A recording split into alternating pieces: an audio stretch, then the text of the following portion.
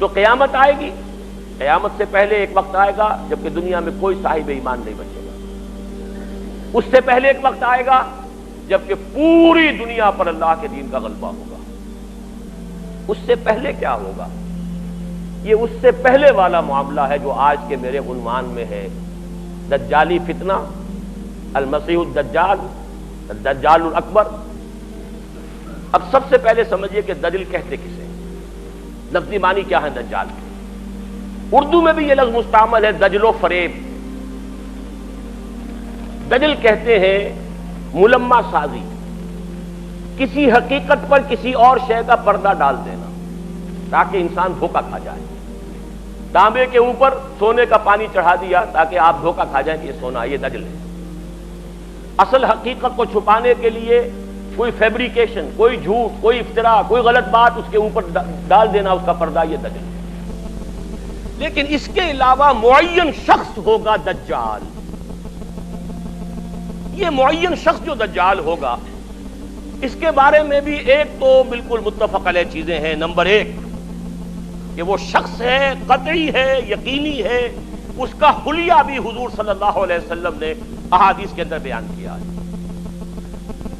دوسری بات یہ ہے کہ اس کے ہاتھ میں قوانین قدرت، گویا کہ تسخیر کائنات گویا کہ نقطہ عروج کو پہنچ چکی ہے، تمام اختیارات الہی تقریباً اس کے ہاتھ میں آ چکے ہوں۔ جو بڑے سے بڑے معجزے اللہ تعالیٰ نے نبیوں کو دیے ہیں وہ معجزے کر کے دکھائے گا، وہ مردہ کو زندہ کرے گا،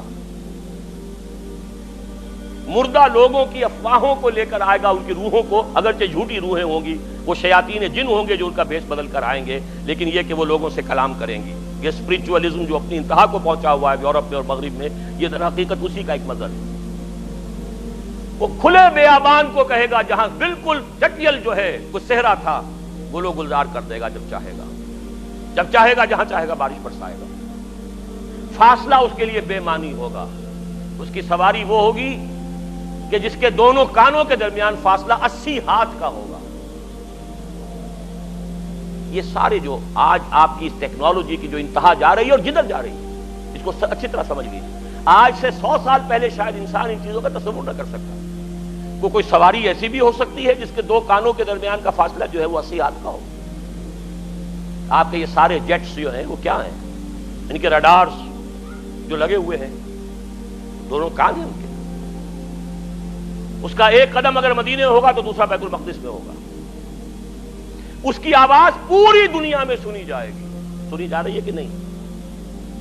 یہ ساری قدرت، ساری قوتیں، تسخیر کائنات کلیتاً ایک آدمی کو چیر کر دو ٹکڑے کرے گا، دونوں ٹکڑوں کو علیحدہ کرے گا، اس کے درمیان چلے گا اور پھر ان دونوں کو جوڑے گا اور کھڑا کر دے گا۔ احادیث میں ساری موجود ہے۔ سرجری جدھر جا رہی ہے وہ جب نہیں کہ وہاں تک آدمی پہنچ جائے۔ فریز کر کے تو یہ معاملہ اب ہو ہی سکتا ہے، لیکن یہ کہ ابھی اگلا اور قدم کیا ہوگا کچھ نہیں کہہ سکتے۔ یہ چیزیں تو ہیں متفق علیہ۔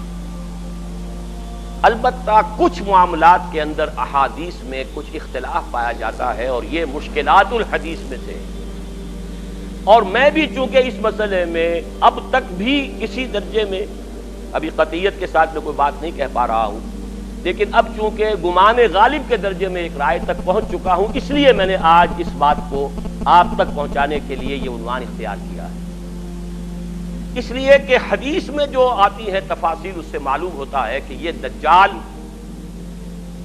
دو دجل کرے گا، یا تو وہ دو دجل کرنے والے دو دجال علیحدہ ہیں، یا یہ دونوں دجل کرنے والا شخص ایک ہی ہے۔ بس یہ مسئلہ ہے کہ جو آج تک مجھ سے حل نہیں ہوا تھا، اب تک کہنا چاہیے آج تک نہیں، اور یہ اس میں علماء سے بھی گفتگو ہوئی ہے، اور جن لوگوں نے اس پر خوب موضوعات پر اپنا وقت لگایا ہے ان سے بھی گفتگویں ہوئی ہیں، تو وہ بھی اس مسئلے کو حل کرنے سے تاحال قاصر رہے۔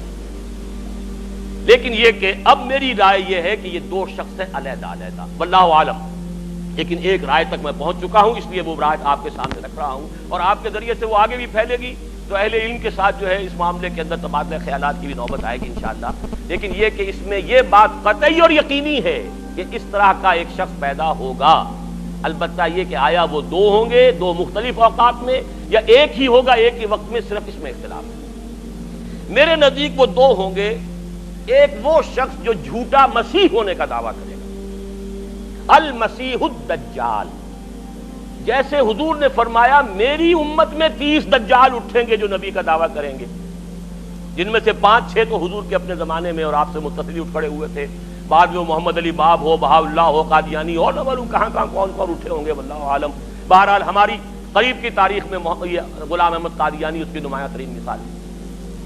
ویسے تو علامات قیامت جو ہے ان میں سب سے پہلی میں نے بتایا تھا حضور کی بعثت خود علامات میں سے ہے، اس کے بعد 10 علامتیں حضور نے گنوائی ہیں اور وہ تدریجاً پوری ہوتی چلی جائیں گی۔ آخری علامات کے لیے حدیث سن لیجئے، عن ابی ہریرہ رضی اللہ تعالی عنہ قال قال رسول اللہ صلی اللہ علیہ وسلم ثلاث اذا خرجنا لا ينفع نفسا ایمانا لم تكن آمنت من قبل او کسبت فی ایمانها خیرا، طلوع الشمس من المغرب وخروج الدجال ودابۃ الارض۔ 3 نشانیاں وہ ہیں کہ جب وہ ظاہر ہو جائیں گی تو پھر کسی کا ایمان لانا مفید نہیں ہوگا جو پہلے ایمان نہیں لایا تھا یا جس نے اس سے قبل اپنے ایمان میں کچھ اعمال صالحہ کی کمائی نہیں کی تھی، یعنی گویا کہ توبہ کا دروازہ بند ہو جائے گا۔